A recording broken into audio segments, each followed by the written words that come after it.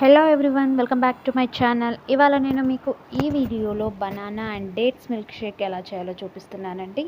అంతకంటే ముందు మా ఛానల్ ఎవరైనా సబ్స్క్రైబ్ చేయని వాళ్ళు ఉంటే ప్లీజ్ సబ్స్క్రైబ్ చేసుకోండి.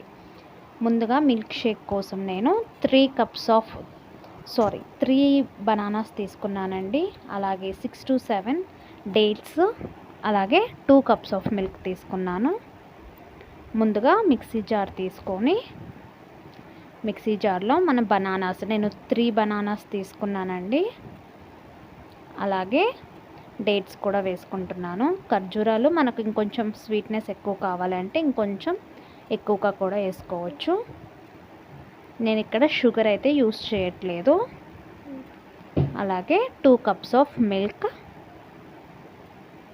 వీటిని గ్రైండ్ చేసేసుకుందాము. బ్లెండ్ చేసుకున్న తర్వాత మనకు మన banana dates milk shake ready అయిపోయిందండి. ఇక డైరెక్ట్గా మనం సర్వ్ చేసేసుకుందాము.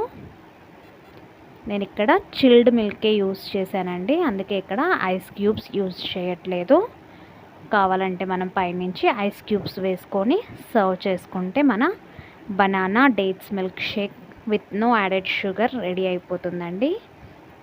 చూసారు కదా, చాలా ఈజీ, అలాగే హెల్తీ కూడా అండి. డెఫినెట్గా ట్రై చేయండి. అలాగే ఈ వీడియో కనుక మీకు నచ్చినట్టయితే ప్లీజ్ లైక్ చేయండి, షేర్ చేయండి, అలాగే సబ్స్క్రైబ్ చేయండి.